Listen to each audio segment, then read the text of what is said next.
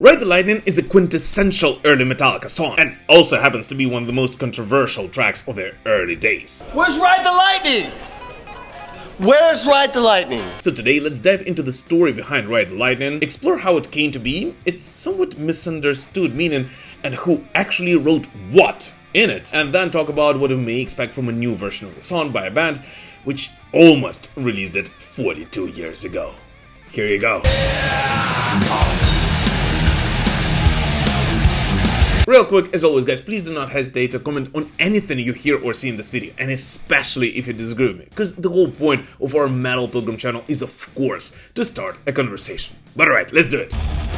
Before we talk about the song's composition and its meaning, I think we kinda have to briefly go to the very beginning, to the spark that gave Metallica their second album's title. As by now pretty much every Metallica fan of course knows that the phrase Ride the Lightning didn't really come from James or Lars, but ironically from the only person in the Metallica lineup of that time who is not actually credited as a co-writer on this song. As sometime in 1983, Kirk Hammett was reading Stephen King's The Stand, and it was there when in one passage a death row inmate says he's about to ride the lightning. And that phrase simply stuck with Kirk. He later on brought it to James, and just like that a concept was born.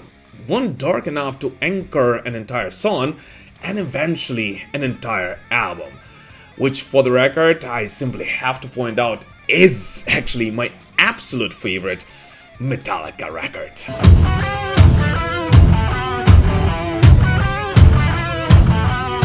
But instantly enough, long before Ride the Lightning was actually laid down in the studio, Metallica were already testing it out on the road. Just 3 or 4 months before the session started, the band played a few small theater shows, and Ride the Lightning was already part of the set. And that was as early as in October of 1983, so nearly a year before the song was officially released. And according to Kirk Hammett, the song was about 90% done by that point, with both the structure of the song and the solos being pretty much exactly as the ones we know it for today. And the only difference between that early version and the studio version of Ride the Lightning was in its main riff, which on the main version was made to sound more Metallica-like, as the thing that it wasn't actually written by anyone who was in the band at that point already. And even more, it was actually about to appear on a record by a completely different band.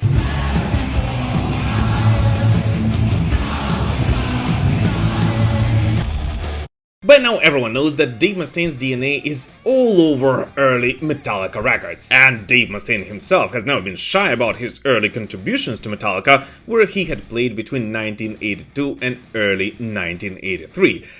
But the thing is that as much as I personally love Kill 'Em All, at least to me it is Ride the Lightning, which may be his most important and significant Metallica contribution.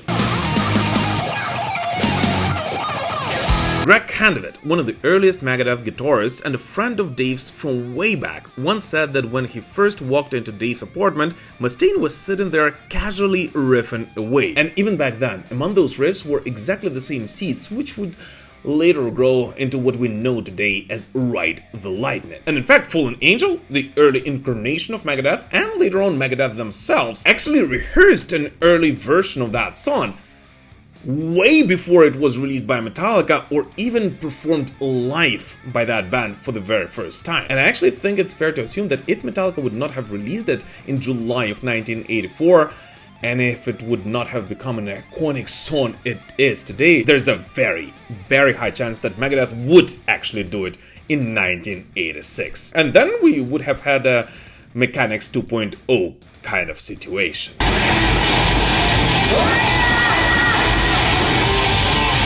But nevertheless, of course, by the time it was shaped into what we know today, it passed through many hands in addition to Dave's. Yet still, pretty much everyone agrees that Dave's signature riffing is still all over it, and especially in that descendant bridge section, which does feature a technique that any Mustaine fan can recognize instantly: tight power chord transitions with his trademark fret and approach. But even Dave himself has always admitted that this song was not written by him solely, and Ride the Lightning as we know it today is actually somewhat of a Frankenstein, with Lars Ulrich being responsible for the intro and a few transitions, Dave Mustaine contributing a massive chunk in the middle, with a riff which was actually altered by James Hetfield to better fit the sound Metallica were trying to find on Ride the Lightning, and such bouncing between Lars's and Dave's parts would go on for a bit until the song would eventually explode in a culmination of what is possibly one of the most iconic early thrash metal guitar solos.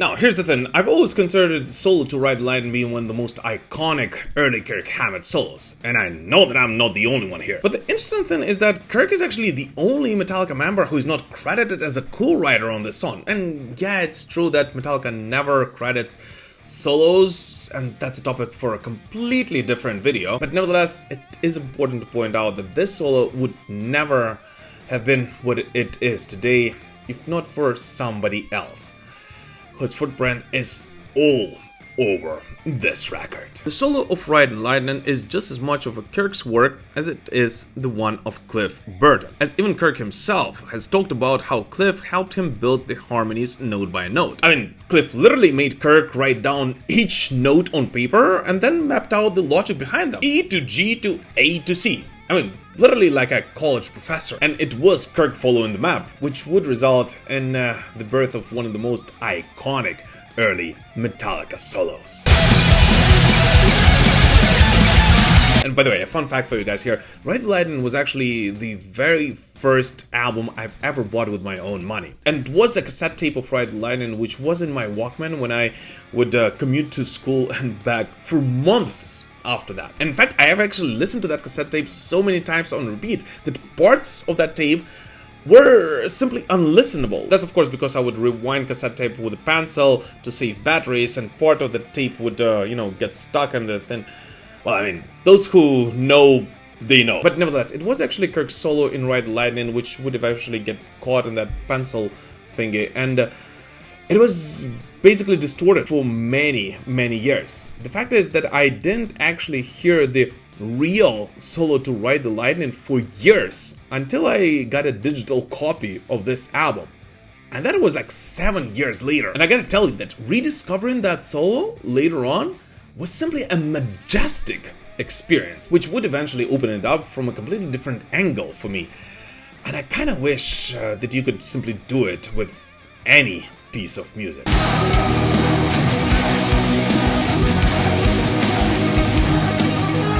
But nevertheless, going back to the song itself, to many, Ride the Lightning may actually sound like a straight-up Hammett Hetfield banger, but the truth is that it is actually one of the most collaborative songs Metallica have ever released in their career. You've got Lars' structure, Dave's riffs, Kirk's leads, and Cliff's harmonies, all rolled into one, and true Frankenstein's monster of the early members of Metallica. And that's, in my opinion, is exactly why it is so iconic and so representative of the early days of that band. By the way, guys, did you notice the print of a t-shirt I wear here? Which was clearly inspired by one particular album cover. No? Yeah, anyways. But nevertheless, for all the talk of riffs and solos, the lyrics of Ride the Lightning, in my opinion, does deserve just as much attention. And that one is all James. This was the very first time Metallica dove deep into the misery of the justice system. And while it might sound like a protest song against the death penalty at first glance, Ride the Lightning isn't really just about capital punishment, as it is about being wrongly condemned and staring death in the face for something you didn't do.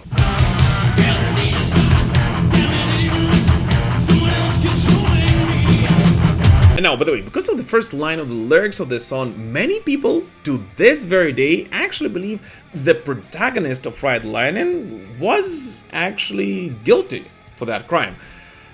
But that's not the case, as in December 1998 issue of Guitar World magazine, James Hetfield has said, "I believe in capital punishment, but it was more about the idea of being strapped in the electric chair even though you didn't commit the crime," thus ending the fans' speculations about the true meaning of Ride the Lightning, the song with the possibly most metal lyrics written at that time. Now it's time to die. But at the the same time, Ride the Lightning was the song on which James started evolving as a lyricist, stepping away from just abstract rage and into more narrative, emotional territory. And it wouldn't be the last time either. The theme of powerlessness in the face of a flawed system shows up again and again throughout Metallica's catalog, but at the same time, it was here on Ride the Lightning that it hit for the very first time.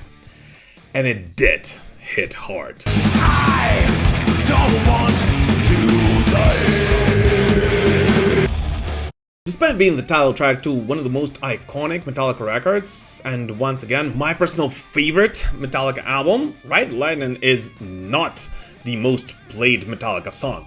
Like, by far. In fact, after being a regular in the set during the mid-80s, the band completely dropped it from their concerts after 1987. And despite a handful of renditions as part of the early days medley they did in the 1990s, that song did not sound live from the stage even once before 2003, which in my opinion is simply a crime against humanity.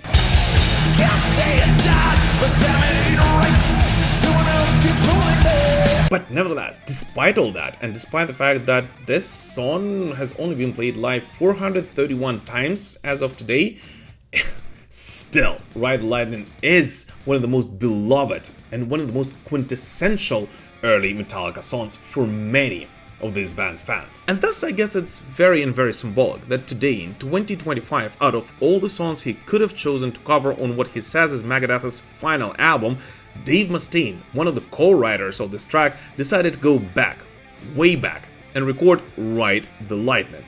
This time, not as a diss, but as a tribute to the shared legacy of both Dave Mustaine and Metallica. As the truth is that it is that wild chemistry of the early Metallica, which did of course include Dave Mustaine, which would eventually be able to open up metal from a completely different side. So yeah, if you ask me, I simply cannot wait to hear his rendition of Ride the Lightning. And the only question I personally have today is not even about speed, because in case you guys don't know, Dave Mustaine says that the Megadeth version of Ride the Lightning will be slightly sped up, and the solos will be quite different from the ones we hear on the studio version released by Metallica in 1984, which of course is rather understandable given the fact that Dave Mustaine did not really write those solos. But the main question for me is whether the riff which we will hear in the main section of that song will be the original one, the one that he wrote back in 1983, or the one that suited Metallica better in 1984. As I don't know about you, but I would simply love to hear what this song could have become if Dave would have either released it as part of Megadeth legacy in the early days, or would have remained in Metallica back in 1983. And I guess there are only a couple of months for us left to find out.